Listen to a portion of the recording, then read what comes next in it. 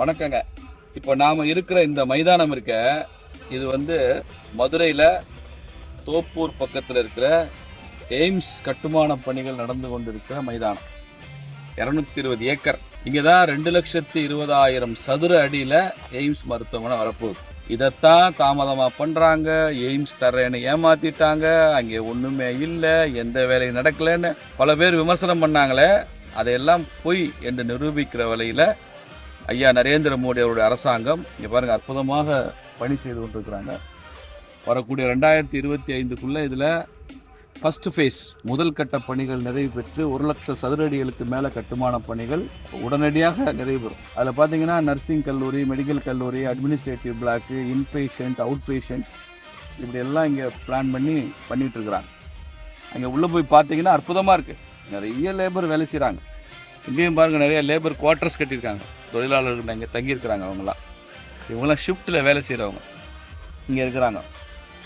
இங்கே ராட்சச எந்திரங்கள் வேலை செய்ய ஒரு பக்கம் மெட்டீரியல்ஸ் வந்துட்டு இருக்கு.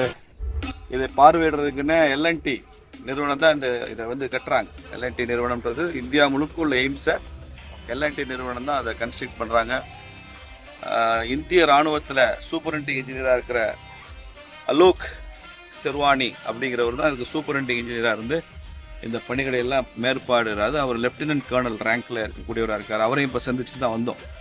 அதனால அற்புதமாக இங்கே பணி நடந்துட்டு இருக்கு. இதில் எந்த விதமான தாமதமும் இல்லை. நரேந்திர மோடி அவர்கள் தமிழ்நாட்டுக்கு குறிப்பாக மதுரைக்கு கொடுத்த ஒரு மிகப்பெரிய நன்கொடை இந்த எய்ம்ஸ் மருத்துவமனை. இது கட்டி முடித்து இங்கே வரும்போது ஒட்டுமொத்த மதுரையினுடைய முகமே மாறிவிடும். The face of the Madurai அப்படின்னு சொல்கிறாங்களே, அது மாதிரி மதுரையே மாறிடும். மதுரையினுடைய பொருளாதாரம் உச்சத்துக்கு போயிடும். இங்கே வந்து ஆயிரக்கணக்கான மக்கள் தினசரி வேறு வேறு மாநிலங்கள்லேருந்து மாவட்டங்கள்லேருந்து உயர்தரமான சிகிச்சை பெறுவதற்கு இங்கே வருவாங்க.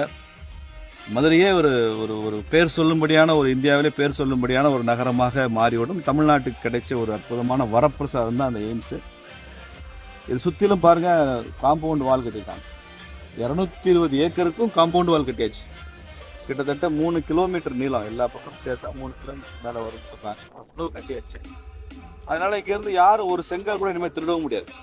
அப்படியேட்டு அதெல்லாம் கட்டியாச்சு. அது காரணமே ஒரு செங்கல் கூட திருடு போயிடக்கூடாதுன்றதுனால எல்லாம் காம்பவுண்ட் வாலும் கட்டிட்டாங்க. இந்த இடத்த பார்வையிட வேண்டும் என்பதற்காக நான் வந்தேன், பார்த்தாச்சு. ரொம்ப நல்லா இருக்கு. இந்த காணொலி காட்சியின் மூலமாக ஐயா நரேந்திர மோடி அவர்களுக்கு நன்றி.